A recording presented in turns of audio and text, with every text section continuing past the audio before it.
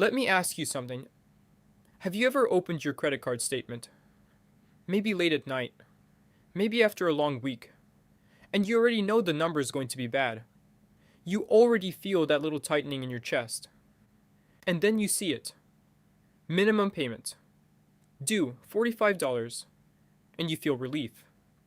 Because your brain immediately goes, oh, okay, I can do that. It feels manageable. It feels small. It feels like you're still in control.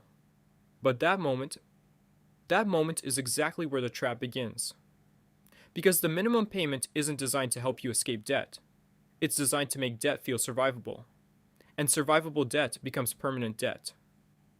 Today we're going to break down what minimum payments really are, why they keep millions of people stuck, how interest quietly eats your progress, why the math is worse than most people realize, and what you can do to break out for good. My name is Brandon, and this is Brandon Invests. Let's talk about the minimum payment trap.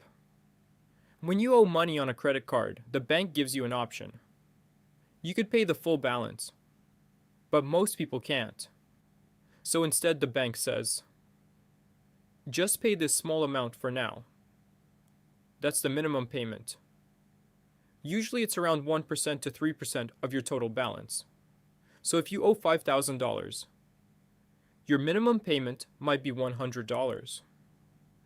And on the surface, that sounds helpful. It sounds flexible. It sounds like the bank is working with you. But what it really does is stretch your debt out as long as possible. Minimum payments are not a payoff plan. They are a delay mechanism. Minimum payments feel harmless because humans don't process debt logically. We process debt emotionally. If you owe $5,000, your brain panics. But if you owe $5,000 with a minimum payment of $100, your brain relaxes because you're not thinking about the full problem. You're thinking about the monthly problem. That's the psychological trick. The minimum payment turns a massive financial weight into a small monthly inconvenience. And that's exactly why it works. Here's something people don't fully appreciate.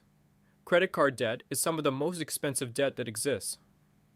Most credit cards today charge 20% to 30% APR. That is not a small number. That is not a little interest. That is financial quicksand. For comparison, a mortgage might be 6%. A car loan might be 7%. Student loans might be 4% to 8%. But credit cards? Credit cards are often triple or quadruple that. And when interest is that high, time becomes your enemy. Most people assume, if I pay $100, my balance drops by $100. That's not how it works. Interest comes first, always. Let's do the math. Say you owe $4,800. Your APR is 22%. That means monthly interest is roughly 22% divided by 12 equals about 1.83% per month.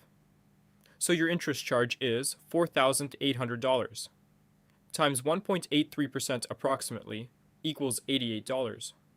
Now your minimum payment is $96. So you pay $96. $88 goes to interest. Only $8 goes to the balance. That means after paying nearly $100, your balance barely moves. $4,800 becomes $4,792. That is not payoff. That is maintenance. Now here's the horrifying part. If you only paid the minimum, how long does it take to pay off $4,800? At 22% interest, it can take 15 to 20 years. And how much will you pay total?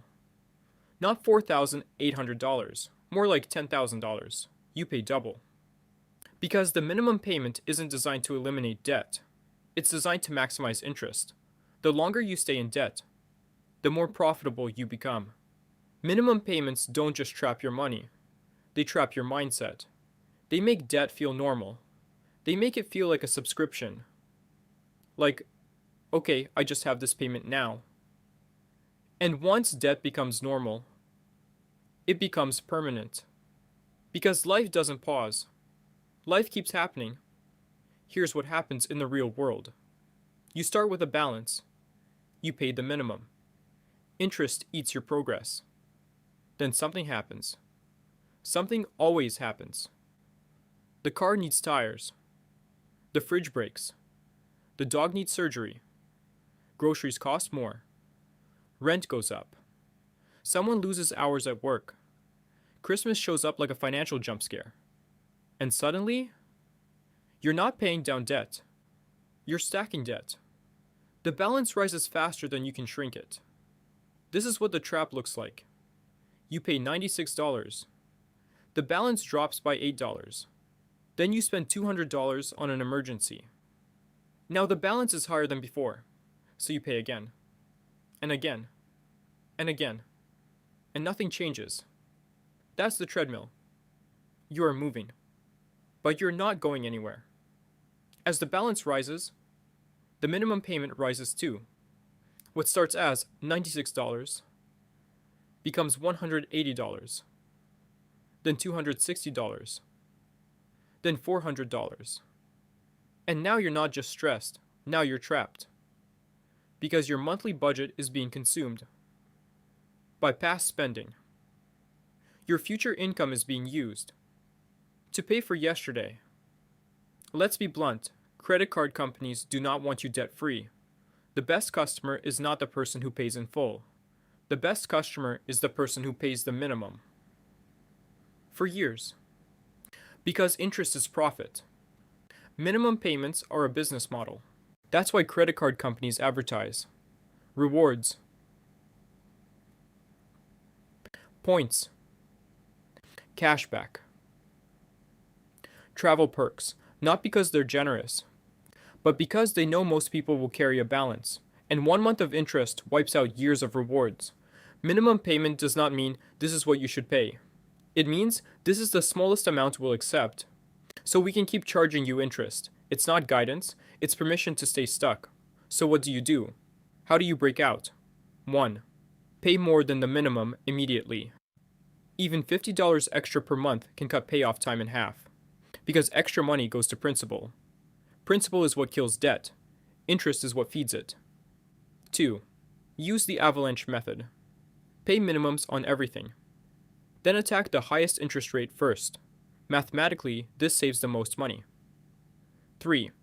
Stop adding new charges. You cannot drain a sinking boat while drilling new holes. Debt payoff requires spending to pause. 4. Consider balance transfers. Carefully, a 0% offer can help, but only if you treat it like a payoff deadline, not free time. 5. Build an emergency buffer. Even $1,000 in savings can stop emergencies from becoming debt. Debt often begins where savings don't exist. The minimum payment trap is dangerous because it doesn't feel dangerous. It feels manageable. It feels harmless. It feels responsible. But mathematically, minimum payments are designed to keep you paying interest for as long as possible. Minimum payments are not an exit. They are a cage with a monthly fee. And once you understand that, you stop paying the minimum. You start paying with intention. You start taking control. Because financial freedom isn't about perfection. It's about escaping the treadmill. So the next time you see minimum payment, due $47. Remember, that's not the cost of your debt. That's the cost of staying trapped. My name is Brandon. This is Brandon Invests, and I'll see you in the next video.